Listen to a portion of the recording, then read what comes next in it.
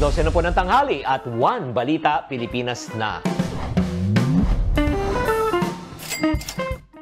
Ang malaking katanungan, obligado ba talaga na dapat mag-ambag sa bahay ang isang anak na freshly employed from graduation? Ako, medyo controversial tong topic na ito. Sa pagpasok po ng mundo ng trabaho, syempre pagkatapos ng kolehiyo, marami pong syempre pumapasok sa isipan mo. Ang isa sa pinakamahalagang tanong ay dapat bang mag-ambag? Oo. Alam mo, sa ating lipunan, karaniwan na lang po, syempre ang mga anak gusto pong magbayad po ng tinatawag na utang na loob sa mga magulang.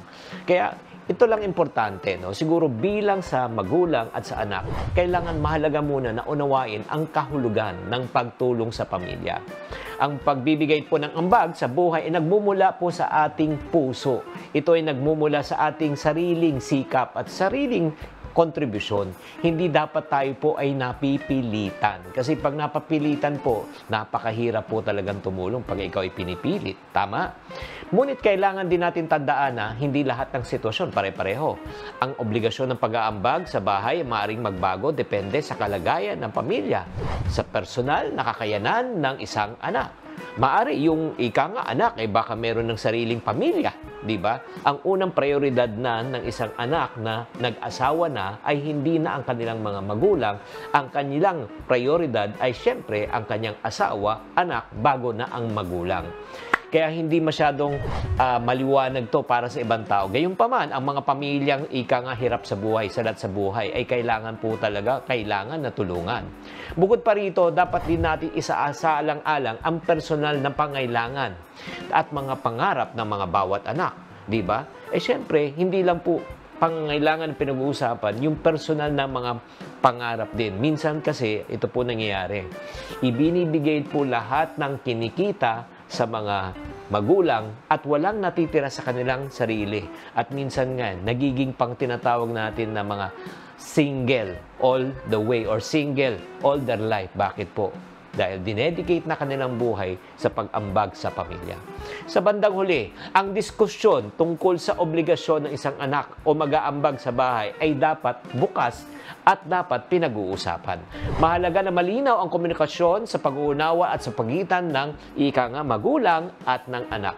Sa pamagitan ng maayos ng pag-uusap, maaari natin masigurado na ika nga kayo po ay makakatulong at sumusuporta sa dalawang panig. Sa panig ng magulang at syempre sa pangarap din ng anak. Ikaw, ano sa palagay nyo? Talaga bang dapat mag-ambag sa bahay ang isang anak na freshly graduate from graduation or not? Tatandaan, tamang karunungan, tamang disiplina ang susi sa pagyaman.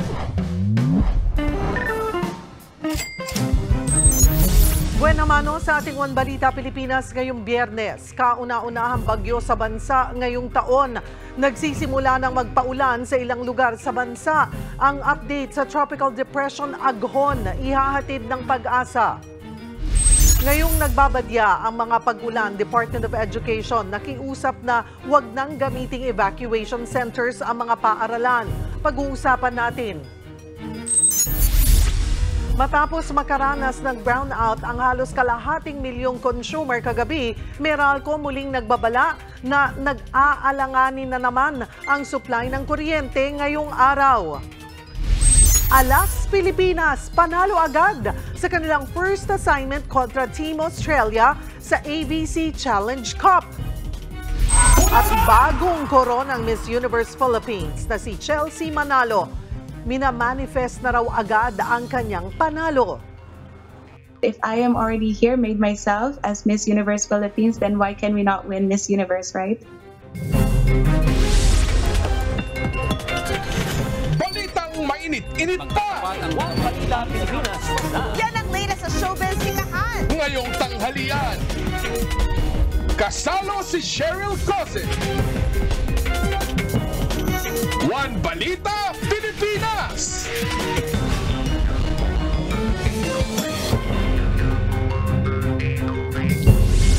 Ang inyo pong natutunghayan ay ang live satellite image ng weather website na Windy sa Tropical Depression Aghon. Kinumpirma ng Pag-asa na tuluyan itong nabuo mula sa low pressure area na kanilang binabantayan kaninang alas 2 ng madaling araw. Malaki ang sirkulasyon ng bagyo at kasalukuyan ng nagdadala ng mga pag-ulan sa ilang lugar sa Visayas at Mindanao. Sa tansya ng Pag-asa, posible pa itong tumagal sa bansa hanggang sa susunod na linggo. Itinaas na ang storm warning signal sa ilang lugar sa bansa matapos na maging ganap na bagyo ang Tropical Depression Agahon. Sa pagtataya pa ng Pag-asa, posible pa itong lumakas sa mga susunod na araw. Para sa update, makakausap natin sa linya ng telepono si Pag-asa weather forecaster Lori De La Cruz. Magandang umaga sa iyo, Lori. Magandang umaga din, Ma'am Cheryl, at sa mga kababayan natin. According sa ating latest bulletin, huling nakita ang sentro ni Bagyong Aghon sa layong 240 kilometers silangan ng hinatunguan sa Surigao del Sur. Taglay pa rin ito ang lakas ng hangin, umaabot sa 45 kilometers per hour near the center at pagbukso na 55 kilometers per hour. At mabagal po ang pagkilos nito ngayon, west-northwestward at 10 kilometers per hour. Kaugnay dyan, nakataas ang signal number 1 natin sa Sorsogon, Albay, Catanduanes, Camarines Sur, Eastern Samar, Northern Samar, Leyte, at Southern Leyte. Nakataas din ang signal number 1 sa Dinagat Island, Surigao del Norte, kasama na ang Siargao, Bukas, Grande Group, and Surigao del Sur. Sa mandabagit nating lugar, patuloy natin pinag-iingat ang mga kababayan natin at maghanda po sa mga effects nitong bagyo, lalong-lalo na in terms of pag-ulan at pagbukso ng hangin sa mga susunod na araw. Lori, dito sabi mo nga ang lakas nito ay kasalukuyan nasa 45 kph. Inaasahan bang lalakas ba ito? Pwede pa bang umabot sa storm strength? Yes po, possible, ma'am, habang nasa malapit siya sa landmass, either nasa vicinity or ng landmass o close approach, posible po ito maging tropical storm category.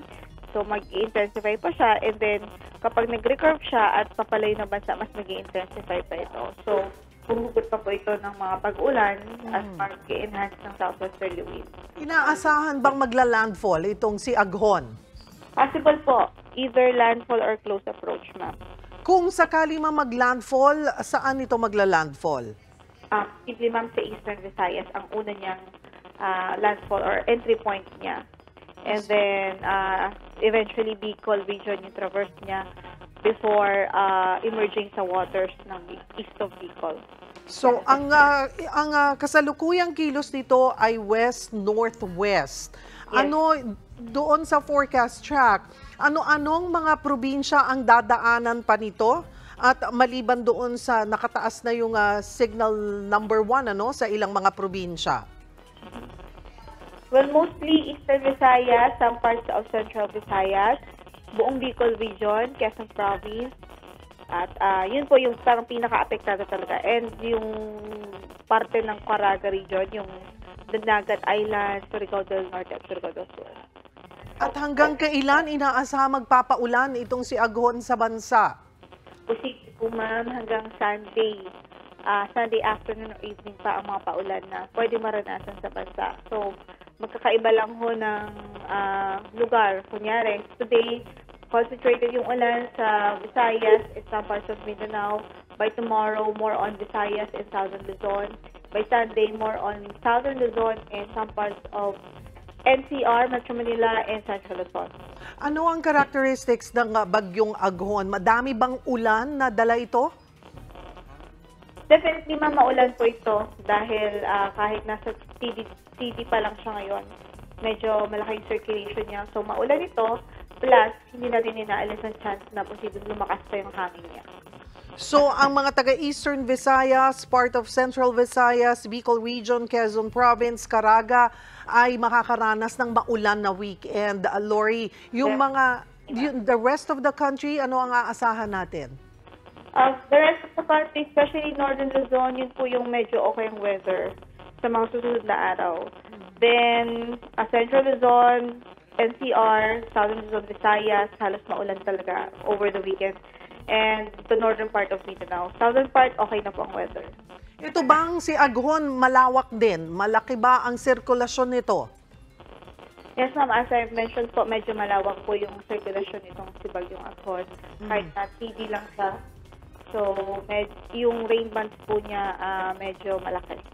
So nandoon din yung posibilidad, sabi mo nga maulan itong Bagyong Aghon, ano? Yung posibleng makaranas ng mga pagbaha or landslide? Yes po, definitely. Isa po yung sa nakalagay po na hazard natin dito sa Bagyo, ang posibilidad po ng mga flash floods as landslide, especially po sa low-lying areas at sa mga bulubunduking lugar, possible landslide dahil nga po sa dala nitong pag-ulan. Lori, ulitin lamang natin, saan ulit mga probinsya nakataas ang storm signal number 1? Alright po, signal number 1, Sorsogon, Albay, Catanduanes, Camarines Sur, Eastern Samar, Northern Samar, Leyte, Southern Leyte, Dinagat Island, Surigao del Norte, kasama ng Siargao, Bukas Grande Group, at Surigao del Sur. Posible bang magtaas pa kayo ng storm signal number 2? Possible, ma'am, kapag na-upgrade po ito or nag-intensify into tropical storm, possible pa po tayo magtaas into 2. Umabot sa below minimum operating level yung tubig sa Angat Dam. Malayo, pero may tulong kaya ito, bagyong ito, para madagdagan ng tubig? Sa ngayon, uncertain pa po yun. Especially in terms of layo po kasi ng bagyo or location ng bagyo. Medyo malayo sa Angat Dam. Pero let's see po kasi over the weekend naman, posible makahila ito ng southwesterly wind at posible magpaulan sa malaking bahagi ng western side ng bansa, even dito po sa central Luzon. So, pero kung hindi doon concentrated yung ulan, ma'am. At ito kayang bagyong ito ay indikasyon na malapit na ang tag-ulan at ito rin ang umpisa ng La Nina? Transition na po tayo, ma'am. Nasa transition period na po tayo. So, rainy season is around the corner. Pero sa ngayon, hindi pa po satisfied yung criteria natin. So, hindi pa po siya official na dinideclare. In terms of La Nina, naka-watch po tayo ngayon. Ibig sabihin, may possibility pa lang na mangyari po ito by June, July, August. Around 60 to 70% of possibility. So, nag-weekend na yung ating El Nino.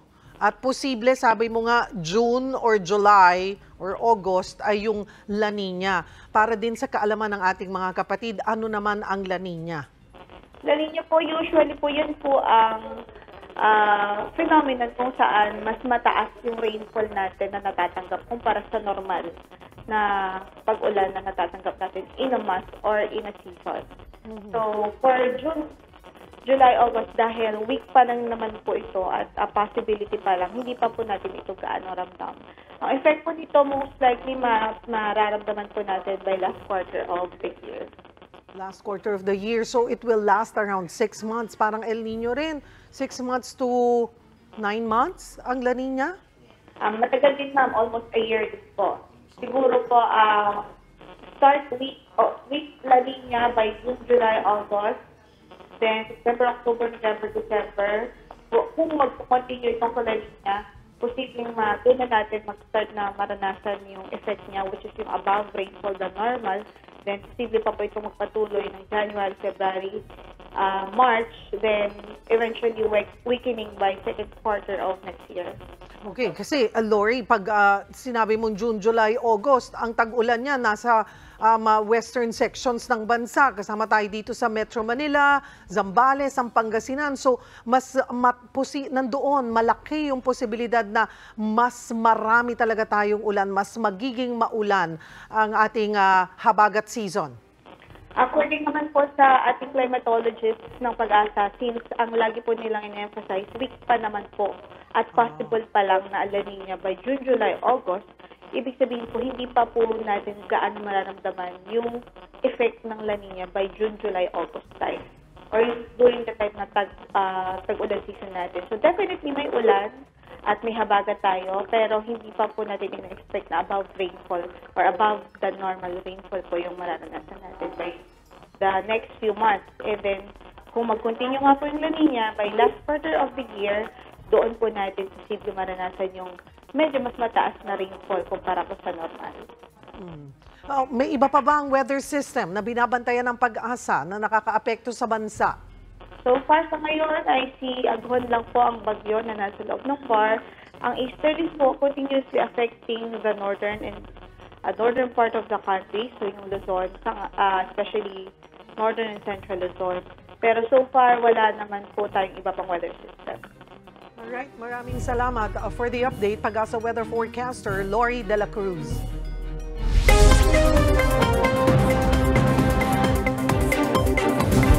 Magkakagripo na ang ilang bahay na dating nakaposo lang sa bayan ng Coron sa Palawan. Yan ang balitang dako ni One News Cebu Desk Editor Dale Israel. Dale? Mahingot to Cheryl, hindi na mag-iigib ng tubig ang mga taga-Coron dito sa Palawan dahil may maaasahan na silang water supply. Yan ay matapos maglagay ng bagong level 3 water system o may mga gripo talaga sa bahay para sa gustong magpakabit ng tubig mula sa Palawan Water na proyekto ng provincial government at ng municipal government dito sa Coron. Higit 222 million pesos ang nilaang pondo para sa isang sustainable na patubig dito sa isla na dinadayo pa ng mga sari-saring dayuhan at lokal na mga turista. Kahapon nasa bukid tayo ng Barangay Binavista kung saan inilunsad ang isa sa water system sa Coron. Ngayon naman ay nasa Tara Island tayo para ilunsad ang ika-13 water system. At dahil gusto nung mapreserba ng mga taga-Coron ang kalikasan, gumagamit sila ng teknolohiya na hindi ito masisira. Ang mga pumps ng 13 water system ay umaandar sa pamamagitan ng solar power. Sa maliliit na isla naman gamit ang tubig dagat, may makinang may reverse osmosis nito para maging tabang. Ang makina ding ito ay umaandar sa pamamagitan ng solar power. Sa ngayon ay sakop na ng ganitong klaseng water system ang 13 out of 23 barangays ng bayan ng Coron. May mga nakausap tayo na residente dito at ang sabi ay napakalaking tulong ng water system na mismong bahay na nila at hindi na sila magigib ng tubig sa balon gaya noon. Ngayon ay handa na ang kanilang mga pipes at kontador sa pagkonekta sa bagong water system. Ayon sa Palawan Water, mas mura ang tubig nila sa kanilang water system dahil gumagamit sila ng solar power. Ito at hindi na kinakailangan ng kuryente. Kapansin-pansin naman ang pagsigla muli ng turismo dito sa Coron. Daan-daang mga turista ang nakabook sa island hopping tours na karamihan ay mga banyaga at fully booked din ang mga resort. Karamihan sa mga lokal na turista ay galing pang Maynila, Iloilo, Cebu at Davao. Yan ang balitang dako natin, gikan diri sa Coron, Palawan. Daghang salamat, Dale Israel ng One News Cebu. Susunod, Pangulong Bongbong Marcos tuloy ang pag-iikot sa iba't ibang probinsya sa Mindanao. Bukod sa pamimigay ng ayuda, mamamahagi rin siya ng mga titulo ng lupa. Matapos makaranas ng brownout ang halos kalahating milyong consumer, kagabi ng Meralco muling nagbabala na nag-aalanganin na naman ang supply ng kuryente ngayong araw. Ngayong nagbabadya ang mga pag-ulan, Department of Education nakiusap na huwag nang gamiting evacuation centers sa mga paaralan. Pag-uusapan natin. At Philippine Women's Volleyball Team na alas Pilipinas, wagi sa unang laban nila sa Asian Volleyball Challenge Cup. Yan at iba pa sa pagbabalik ng One Balita Pilipinas.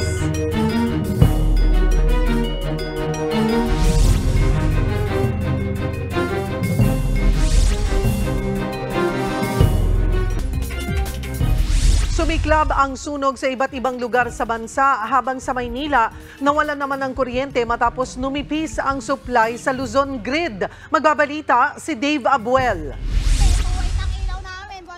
Panay paypay sa kanyang anak ang nanay na ito habang nasa labas ng kanilang bahay sa Tondo, Maynila. Pasado alas 10 ng gabi kasi nitong Webes nang biglang mag-brownout sa kanilang lugar. Hindi pa kami makakatulog yan. Dito lang kami hanggang madaling araw. Pero wisyo kasi mainit. Bayad naman kami buwan-buwan. Ba't ganun? Apektado rin ng brownout ang mga negosyo. Gaya ng coffee shop na ito, na grand opening pa naman kahapon. Kanina puno po ito. Pero nung nag-brownout, nagpa-take out na lang. Tapos yung mga ibang umu-order, hindi rin na-take. So sayang po yung benta namin. Nawalan ng kuryente matapos itaas ang red at yellow alert kahapon sa Luzon Grid dahil sa manipis na supply ng kuryente. Bandang alauna ng madaling araw nang bawiin ng NGCP ang yellow alert. Naibalik na rin ang kuryente sa lugar. Nilamon ng apoy ang mga bahay sa Barangay Basak sa Mandaue City mag-aalas 12 ng tanghali kahapon. Nasa 60 bahay ang natupok, wala namang nasaktan. Pero aabot sa 280,000 pesos ang halaga ng pinsala. Inaalam pa ang sanhi ng apoy. Naglalagablab na apoy rin ang sumiklab sa residential area sa Barangay 636 Santa Mesa, Maynila pasado alas 5 kahapon. 14 na fire truck ang kinailang rumisponde sa laki ng sunog. Tanaw pa sa Polytechnic University of the Philippines ang usok. Ayon sa mga rumisponding bumbero, 3 paupang bahay ang nadamay. Inabot ng higit 3 oras ang sunog bago ideklarang fire out 8:44 kagabi. Kwento ng mga residente, nagsimula ang apoy sa ikalawang palapag ng isang bahay. Ang dahilan, nag-overheat na electric fan. Iniwan daw itong nakabukas ng may-ari para hindi mainitan ang 14 niyang alagang pusa. 13 sa mga yan ang namatay at isa ang nakatakas daw. Aabot naman sa 20 pamilya ang nawalan ng bahay. Tinatayang kalahating milyong piso ang halaga ng pinsala. Sa Caloocan naman, malaking apoy ang tumupok sa 10 bahay sa Barangay 38. Nahirapang rumisponde ang mga bumbero dahil sa kitid ng daan. Ayon sa ilang residente, may narinig silang pagsabog sa linya ng kuryente at bigla itong lumiyab. Nabulabog din ng sunog ang mga residente sa Barangay Santo Domingo sa Iloilo City. 2 bahay ang natupok. Iniimbestigahan pa ang mitsa ng apoy na nag-iwan ng aabot sa 120,000 pesos na danyos. Para sa 1PH, Dave Abuel, News 5. Tipid-tipid muna sa kuryente mga kapatid, yellow alert status o manipis na naman kasi ang reserba ng kuryente sa Luzon Grid ngayong araw. Para sa update live na magbabalita, si Shyla Francisco. Shyla, bakit nga ba nagka-brown out kagabi sa ilang bahagi ng Metro Manila at Calabarzon? Cheryl, kung matatandaan mo, kahapon ay dineklara yung red alert sa Luzon ng kabuuan na 9 na oras. Ibig sabihin, kulang na kulang yung supply doon sa inaasang demand. Pumalya kasi yung ilang mga planta habang bawas naman yung kapasidad ng ilan. Kung tutuusin, actually, merong programa yung Meralco na Interruptible Load Program. Ito yung pinapagamit muna ng generator, yung mga malalaking establishmento tulad ng mga malls at mga pabrika para ma-manage yung supply at maiwasan yung brownout. Pero hindi na rin naging epektibo yan dahil gabi marami ng saradong mga establishmento, so bawas na rin yung gamit nila ng kuryente. So talagang hindi na mapipigilan yung pagsipa ng demand doon sa kakulangan ng supply. Cheryl? Kumusta ngayon ang sitwasyon sa Luzon Grid at sa susunod na mga araw? Aasahan ba ulit na may mga ilang mga lugar na makakaramdam ng brownout? Cheryl, ngayong araw, idineklara yung yellow alert sa Luzon Grid mula alauna hanggang alas 4 ng hapon, alas 6 hanggang alas 11 ng gabi. Ibig sabihin, pag yellow alert, manipes yung reserba ng kuryente. May sapat na supply pero manipes yung reserba. So sa ngayon, sa mga oras ito, walang inaasahang brownout. Ngayon dun sa tanong mo kung magkakaroon pa ba ng yellow at red alert sa mga susunod na araw, ang sinasabi lang ng DOE, posibleng sumipa pa rin yung demand sa mga susunod na araw hanggang katapusan ng Mayo dahil nga sa init ng panahon. Pwedeng makaapekto yung pagsipa ng demand sa kabuang supply. Kaya hindi nila isinasatabi na posibleng magkaroon pa rin. Pero kung kailan mangyayari yan, wala pang kasiguraduhan. Cheryl? Magiging sigil sa kuryente, yung kakulangan natin ng supply.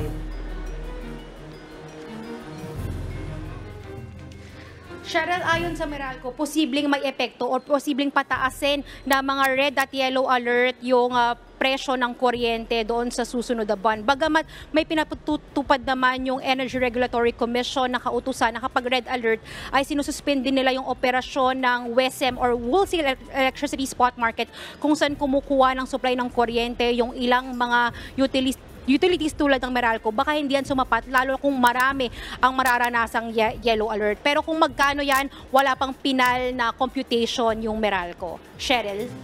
Maraming salamat, Shyla Francisco. Bukod sa panahon, isa rin daw sa naging konsiderasyon ang turismo sa desisyon ng Department of Education na ibalik ang lumang school calendar. Epektibo ito agad sa susunod na school year 2024-2025. Para pag-usapan yan, magkakasama natin si Assistant Secretary Francis Bringas, ang Deputy Spokesperson ng DepEd. Magandang tanghali po sa inyo, ASEC. Hi, good afternoon, Cheryl, at sa lahat ng iyong mga taga-subaybay. Salamat po sa oras. Noong una, ASEC, gradual shift yung gusto ninyo pong ipatupad, ano? Pag-usapan natin itong mga naging consideration po sa bagong desisyon nga, kabilang na ang turismo. Yes, Cheryl, no, that is right. Yung atin namang main consideration for the shift na hindi na siya ganun ka-gradual ay dahil na rin sa clamor ng ating mga parents, teachers organizations, teachers, and even student leaders na agaran na or mas mabilis yung ating pag-shift back to June opening dahil nga sa consideration natin yung bakasyon ng mga bata na hindi nila na-enjoy yung kanilang bakasyon during the traditional summer months na meron tayo. At syempre, hindi natin masyadong ginawang primary reason yung weather kasi alam naman natin na ang weather disturbance sa summer mainit or within August and September naman, yung mga tag-ulan naman natin yan. So it's more on the clamor of the public na ibalik na natin ito sa ating lumang cycle. At tuloy na po ito. Come July, pasukan na po ulit. Yes, that is right, Cheryl. July 29. Yung original na nasa calendar dapat natin ay July 29 until the middle of May. But because of the directive of the President, i-move na natin yan from July 29 up to April 15 of 2025. So yung bagong school year naman natin ng 25 to 26, mag-start na tayo tentatively June 16 na yung ating opening. Okay, so hindi naman po naapektuhan yung pagsisimula pala ng school year 2024-2025, but it's gonna be shorter. Tama po ba ang aking kalkulasyon? Well, not shorter in the sense na makukulangan tayo ng yung mga required number of days natin to finish all the competencies in the curriculum.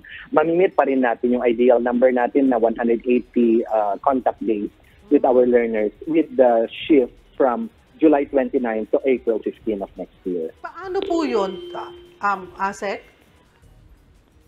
Yeah. Kasi yung original kasi na proposal natin, yung pinaka-abrupt na shift natin would be to end the coming school year by March 31, 2025.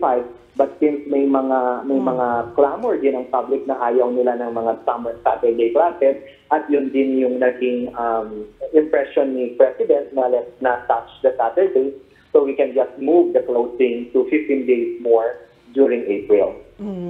Isa po sa pangamba noon sa biglang pagbabago po ng school calendar, yung posibleng learning gap. So, sabi nyo nga kanina ay hindi apektado yung days na papasok ang mga bata. Yes, that is right, Cheryl. So yung mga issue natin on learning gap or our recovery from the learning loss that we have incurred during the past year, kailangan talaga natin yung currently na ginagawa nating efforts, dadagdagan pa natin yan para ma-ensure natin na with the shorter period of time ay makover natin lahat ng mga essential competencies natin. ASEC, una na pong sinabi ng Philippine Business for Education, dapat talaga magkaroon na ng fixed schedule po yung mga estudyante at hindi na nga itong pabago-bago ng school calendar. Ito po ba sigurado na makakaasa na talagang fixed na itong pagbabalik sa old school calendar? Well, for now, that is a fix already. Besides, yung pag-shift natin ng September and then August na opening was not a decision na naging policy natin, but because we were forced to open in September and August because of the pandemic. But now we are gradually shifting to the regular June to March cycle natin, and that will be the fix siguro na konteksto na sinasabi ng TBED. At ngayon nga pong balik na sa tag-ulan, yung simula po ng pasukan, nanawagan po kayo na iwasan nga yung gawing evacuation center yung mga paaralan. May sagot na ho ba dito yung mga lokal na pamahalaan dito? And ito po ba ay yung concern po ay ipinaabot na rin sa national government? Yes, nung meeting na inattend ng ating UTEC MyPOA with the NDRRMC, talagang na-raise na natin yung ating concern na yung mga, as much as possible, wag nang gamitin in the extended period of time yung ating mga schools as evacuation centers because they also contribute to class disruption. Sa ating existing policy, we are giving the local government units 15 days maximum para gamitin yung ating mga schools as evacuation centers. But beyond that, kailangan na natin mag-resume ang ating mga classes kasi hindi lang naman yung mga affected ng mga disasters ang nadidistrap ang klase, kundi pati na rin yung mga gumagamit dun sa mga schools na evacuation centers. Napag-usapan po ba sa meeting na magkaroon dapat talaga ng separate na evacuation center po ang mga LGU? Now, I do believe, Cheryl, that there is an existing Republic Act that mandates our local government units to have evacuation centers. So, nakikita naman natin in many of our LGUs, meron talaga silang mga evacuation centers. But for those siguro na wala pa, ang last recourse talaga nila ay ang ating mga schools. But they are advised, of course, by their agencies to look for alternative evacuation centers apart from our public schools. Sec, makikihingi na rin po kami ng update dito sa investigasyon sa guro na nakunan po ng video na nanakit ng 3 estudyante sa Lubao, Pampanga. Ano pong update? Well, ang update natin dyan, yung ating regional office ay nakapag-order na ng fact-finding investigation para ma-check na yung mga facts surrounding the incident that happened in Lubao, Pampanga, at definitely ongoing yan. So pag meron na tayong updates on the investigation, we will see kung ano yung magiging accountability, administrative accountability ng ating teacher kung meron man, at syempre bibigyan natin ng due process yung ating guro pagdating sa kasong niya. Marami pong salamat sa oras. Sa ASEC, Francis Bringas ng Department of Education.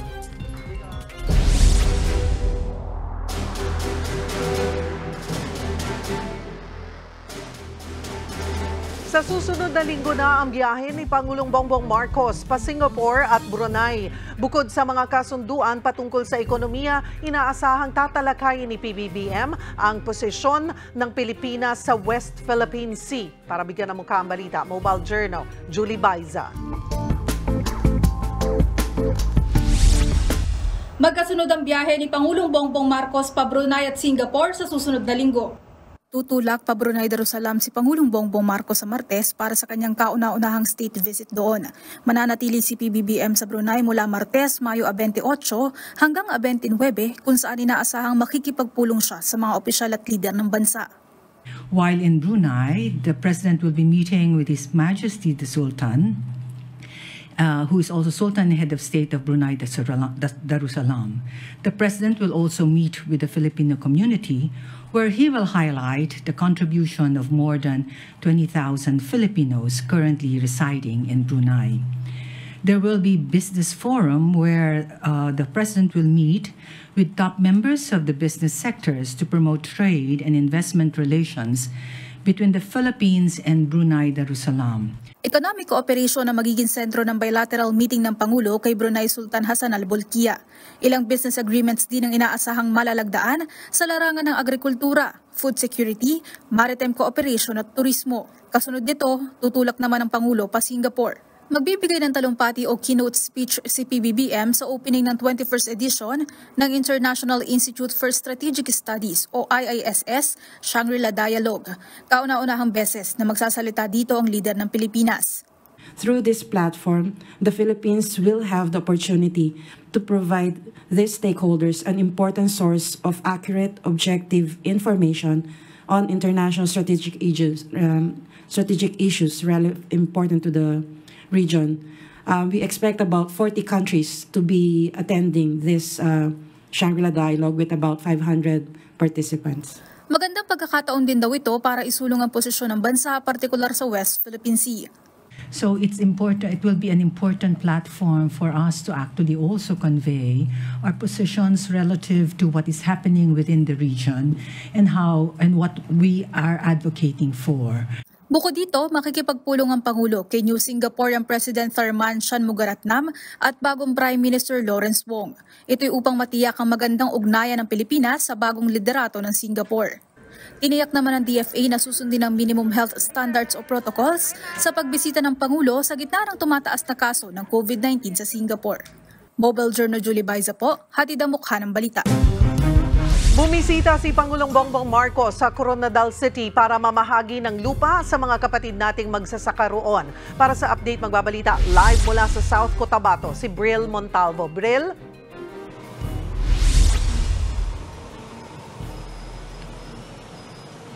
Cheryl, pinangunahan mismo ni Pangulong Bongbong Marcos Jr. ang pamamahagi ng nasa tinatayang 6,000 hektaryang lupain para sa 4,000 agrarian reform beneficiaries mula sa Soxargen region. Cheryl, kasama ng Pangulo sa programa si Department of Agrarian Reform Secretary Conrado Estrella III at iba pang miyembro ng gabinete ng administrasyon nito sa Coronadal City, South Cotabato.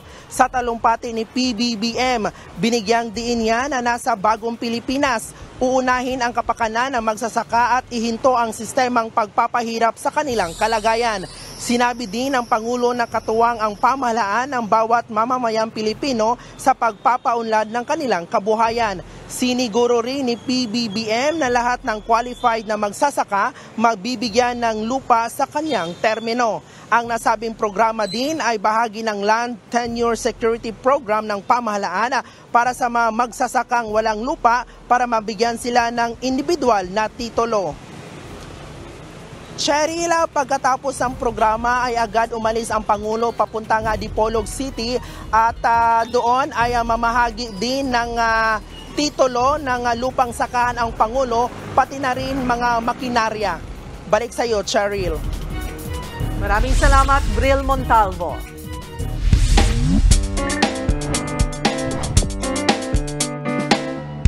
Magandang tanghali mga kapatid.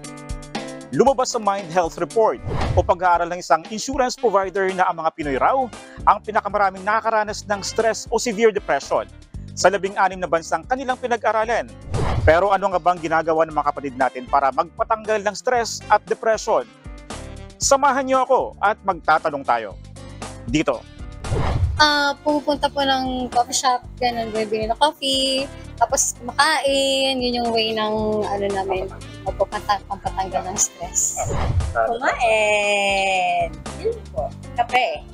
One of the ways po na pinapractice ko, sir, I do love watching Netflix. One thing, sir, aside from that, sa YouTube, di-check ko yung mga channels, sir, tapos yung mga documentaries sa Switzerland, other European countries, very relaxing. Tulala siguro. Natutulala na lang, malalim yung iniisip. Ang ginagawa ko para matanggal yung stress at depression, lagi ako nagpapamassage, tapos lagi ako nanonood ng mga palabas na gusto ko para mawala yung stress ko. I make sure na meron akong me time na simpleng mga bagay. Basta mag-isa ko siyang gagawin. Kakain ako mag-isa or manonood ako ng series or minsan kukunin ko lang yung motor ko tapos mag-road trip lang ako saan ako dali ng gulong. Basta alam kong isi-spend ko siya ng malayo doon sa mga nagkukos ng stress sa akin. Mula rito sa Tagaytay City, ako ang inyong hari ng bayan, ang tunay at nag-iisang pantanggal umay sa pananghalian. Susunod, ilang Pinay actresses bibida sa sikat na Hollywood series na Pretty Little Liars. Yan at iba pa sa pagbabalik ng One Balita, Pilipinas.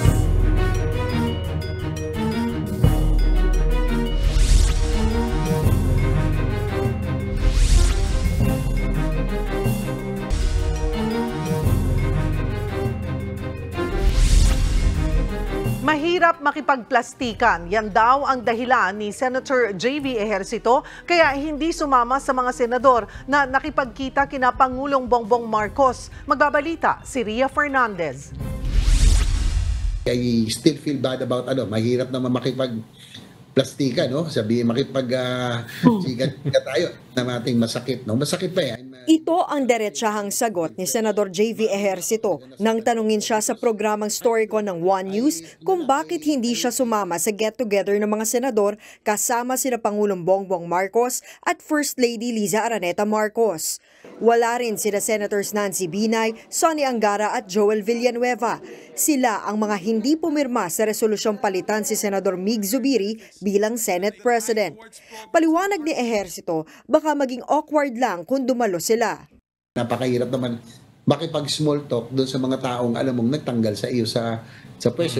Si Minority Leader Coco Pimentel naman, inaaya na raw sila sa minority. We're still praying thing. Hindi naman ibig sabihin pag nag-minority kami ay opposition na kami at galit kami sa administrasyon. Nakabreak na ngayon ang sesyon sa Kongreso. Pero plano raw magkita ni na Senate President Cheese Escudero at House Speaker Martin Romualdez para pag-usapan ang priority bills pagbalik ng regular na sesyon sa Hulyo. Ayon sa bagong Senate President, malabo munang umusad ang pagdinig ng Senado sa Economic Charter Change. Nag-resign kasi si Senator Angara bilang chairman ng Subcommittee on Constitutional Amendments na may hawak ng economic chacha. Bukas naman daw si House Speaker Romualdez na makipag-usap kay Escudero. Ayan ang pinakamaganda sa demokrasya. Lahat yan pwede pag-usapan, ipupulong-pulong natin, makafocus tayo. 126 members voting in the affirmative, 109 in the negative, and 20 abstentions. House Bill number 9349 is approved on third and final reading. Ito ang resulta ng botohan sa Kamara ng panukalang Absolute Divorce Bill noong Miyerkules.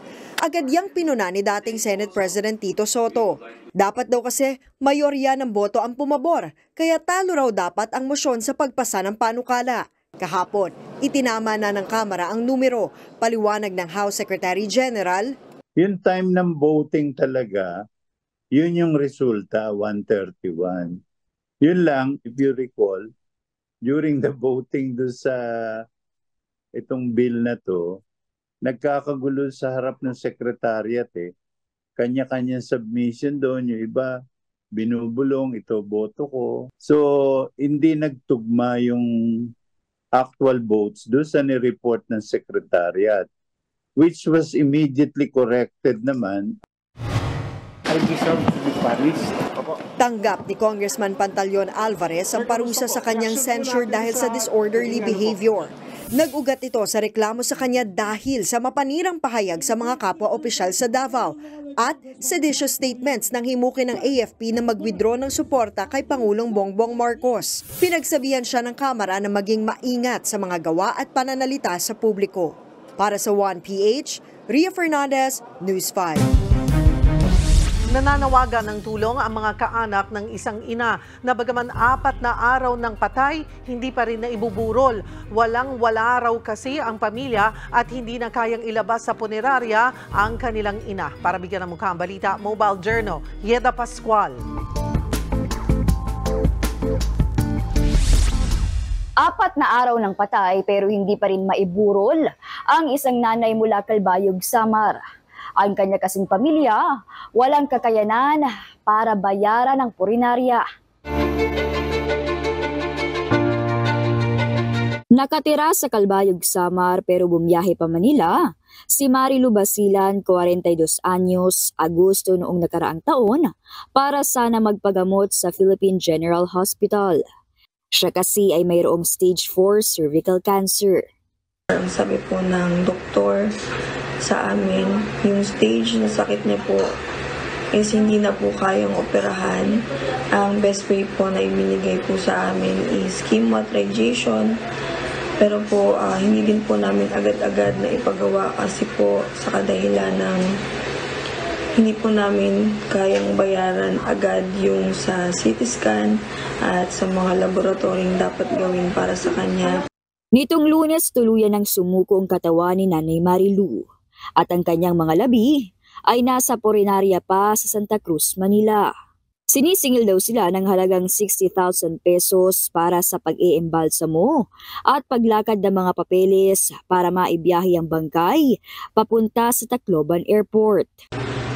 Ayon po sa punerarya na nilapitan namin, kung lalagpas po kami ng 7 araw, ay magcha-charge na po kami ng 5,000 kada araw para sa storage fee nila. Kaya ipinoprorsige po namin na mabuo agad ang halagang kailangan nang sa ganun ay hindi na po madagdagan yung perang binubuo namin para maiuwi siya sa probinsya. 8 ang anak ni Nanay Marilu, si Piang panganay, 22 anyos. Ang kanyang bunsong anak, 2 taong gulang pa lang. May mga kaanak naman daw sila na nagpaabot ng tulong. At may nakuha din sa ilang ahensya ng gobyerno. Kaya lang, kulang pa rin. Ani Pia, minimum wage earner lang siya. Kaya hindi rin sapat ang kanyang kinikita. Isa pa niyang problema ang pamasahe nila pauwi. Dahil kasama niya rin sa Manila ang dalawa niyang nakababatang kapatid.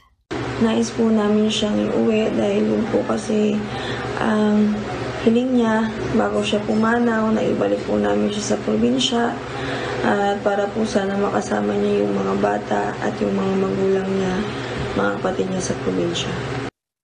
Nananawagan po ng inyong tulong ang mga bata para matupad nila ang huling hiling ng kanilang ina.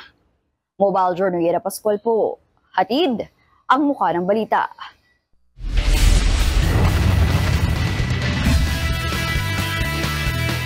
Nakabuena manong panalo agad ang Alas Pilipinas sa ABC Challenge Cup kahapon.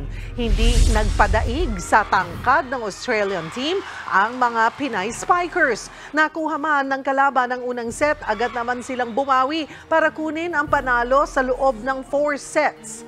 Namuhuna ng kupunan sa balance scoring na sa pangunguna na rin ng kanilang team captain na si Gia de Guzman. Player of the game ang UAAP standout na si Angel Canino matapos magtala ng 17 points. 2 panalo pa ang kailangan ng Alas Pilipinas para mag-advance sa second round. Sunod naman nilang makakalaban ng kupunan ng India mamayang alas 7 ng gabi.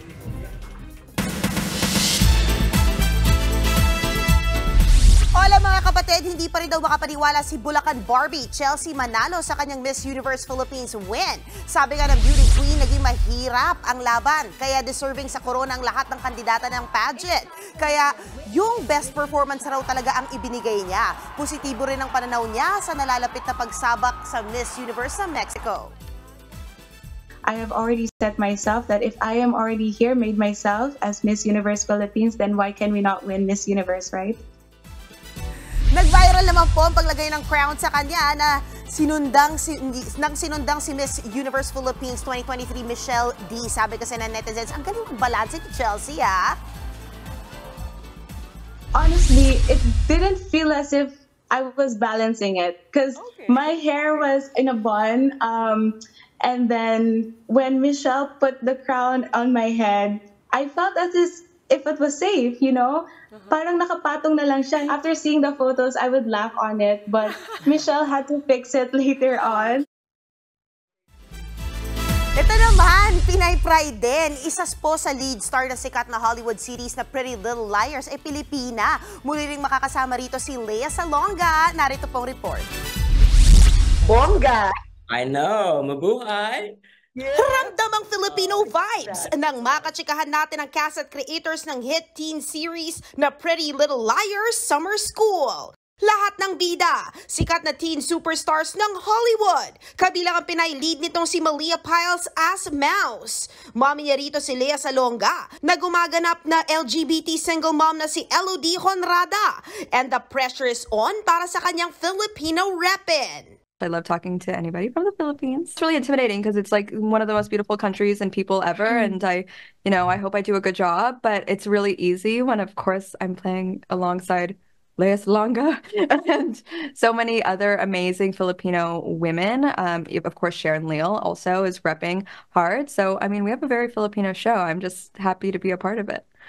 Pinakilala na rin this season ang karakter ni Here Lies Love Alum at Tony Award nominee Loretta Ables Saire bilang si Lola Honrada. Kabog! In true Filipino fashion, marami raw siyang baon sa set, ala Lola. Loretta, who plays my Lola on the show, she brought so many goodies. Every time she would bring so much food, and I was like, I can't. I've had too many of those. I cannot eat another one. Bukod sa pag-highlight ng teen issues gaya ng bullying, abuse at teen pregnancy sa fictional town ng Millwood, pinagmamalaki rin ng mga bida ang diversity ng show. As a Argentine and as a Latina, I think it's something that really moves me, and seeing that unity with Lea and with Loretta, and I think it's so moving to watch and to see them be so proud. I think it truly has been one of my favorite things to witness. Oh, stop. I'm going to cry. We have Loretta, who is also Filipino. We have Salonga, Filipino. I'm kind of like in the Filipino family now.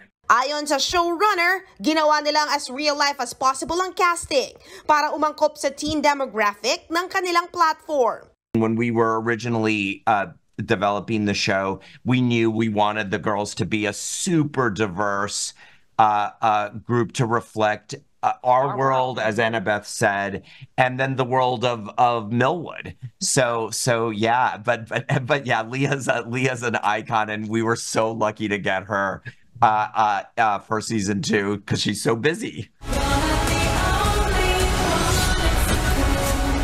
Showing na ang Pretty Little Liars Summer School sa HBO Go.